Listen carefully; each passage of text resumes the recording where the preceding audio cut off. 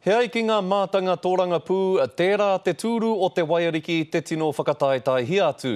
Engari, e hara tērā i te whakatau a tā mātou rangahau. E whārau ngā kai pōti, nō runga i te rārangi pōti Māori i uiuitia e mātou, i Wainganui i te 15 o whiringa a Nuku, me te tuawaru o whiringa a Rangi. Me te aha tārake ana te kitea kei mua no atu a te Ururoa Flavel o te Rōpū Tōranga Pū Māori, e 50 ōrau te tatau ki aia. Kei muri no atu e whai atu ana ko Lui te kani o Reipa, rāwa ko Annette Sykes o Mana i te 22 ōrau. Tērā te pōhehe o e tahi ka riro te tūru o te Waiariki ia Annette Sykes, engari he ai ki a mātou tatauranga, he mahi nui tāna e huri ai te tai. Hei a kōkō tonu ake nei, hono mai ai a te Ururoa Flavel i te rohe o Rotorua, engari he rongo pai anō kua toko ake mo te Rōpū Tōranga Pū Māori me ana apataki. Ko rātou, te rōpū e tino tautoko hiana, ara e whā tekau ōrau. Kei muri iho i a rātou ko Reipa e 28 ōrau, a ko Mana 15 ōrau. Ko te toinga atu o ngā pōti e takataka atu ana ki a Ngāhinara Aotearoa tuatahi me ngā kākāriki. I pātai atu mātou ki a Lui te kani, a rāwa ko Annette Sykes mo o rāua whakaaro. Anei te ki kia hau, kia kaha tonu koe Annette, kei te whai tonu koe i te āwhina, i te kōrero, ki te manaaki i tō iwi, kia kaha rātau ki te pōti, koe nei te tuatahi. Ko te tuarua, kei te moho au, ko te nuinga o āku nei tāngata e whakahoahoa i a Mana, kei te noho pohara.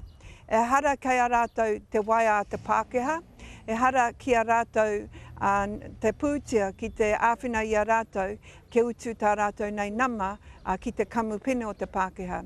I thought that the party vote might be a bit higher, but considering that there's a lot of volatility in the electorate, not only between the three candidates, because if I can be as humbly, or say it as humbly as I can, we've got three really high quality candidates. And I think the electorate is really considering what their options are, and I think that's a good thing.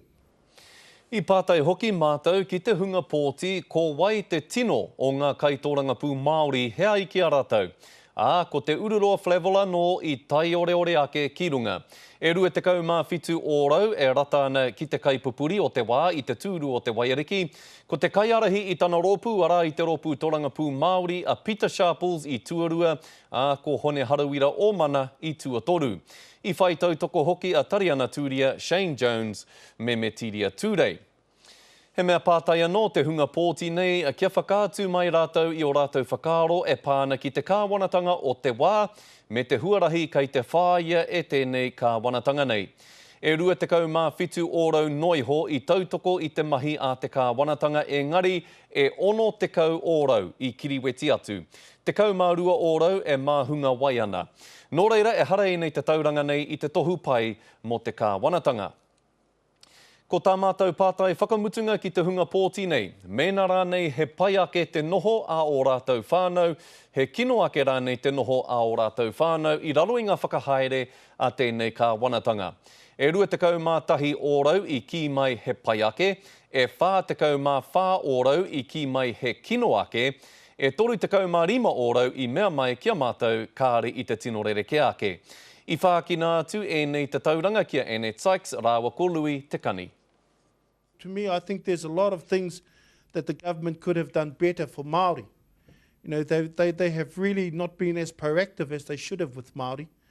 And, it's jobs, it's education, it's the economy, and all those things are hurting Māori at the moment. We don't have any jobs in the Waiariki. We don't have any real plan for education for our people. We don't have any real incentives to incentivise the economy here in the Waiariki. And I think it's reflected in the poll numbers. Kei te tautoko au i ngā kōrero i puta mai ngā waha o tēnei rohe. Kei te noho pōhora te nuinga, he hai pērā ai. Kei te mōhio au, kei te heke iho rā tā tātou nei pūtea ki te āwhina i ngā whāmere. Kei te tino kino ngā kaupapa a te Pāti Ngāhinara, me te Pāti NACT, me te Pāti Māori, i rungi te whakaro kāre rātou i āwhina i ngā mea pohara, i kia nei he war on the poor, kei te hara mai, nā rātou i hanga. Nā e te iwi i mua i tā tātou whakarongo atu ki te Ururoa Flevel, anei rā o mātou mātanga tōranga pū, mea rātou whakatau e pānaki e nei te tauranga hou. Mana Party had indicated that they were targeting Waiariki as well as Taitokerau, so this is really important for them. They should be relatively happy with coming second equal, being a new party and a slow lead in with the campaign, but still it seems like a long way to go to get to 56%. Hari tō horere no te mea ko te uroro he tangata puku mahi, he tangata haere huarahi, kai te piripono ia, ki ngā kaupapa me ngā kaipōti I reira, ne, koera tana mahi ngā wā katoa, so kia hau e hari tō horeri tēnei wā. 2005 and 2008 elections, we saw Te Ururoa increase his lead in the electorate and the Māori Party increased their party vote, which perhaps suggests a kind of deepening of the support there, so it'll be a lot harder for mana to dislodge that. Kotahi wiki ki te toi, ne, aha koa kai muri ia a Lui Takani, he wahine tō ene, pakari ia, engari kia hau e tikana mo ene pēr ki te whawhai mo te rōpu pōti, koera te huarahi tika mo ene ti tēnei wā, mā tērā hei whakauru ia pēr I roti I te paramata, ne?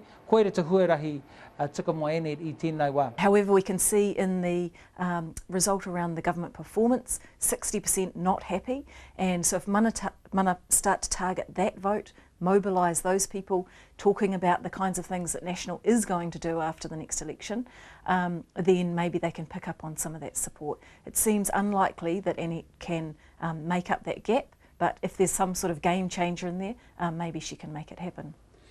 Nā, kia mōhio noa mai koutou e whā irakati iwa ōrau te pai hapa te kotititanga rānei o tēnei Digipol Hall a te karare.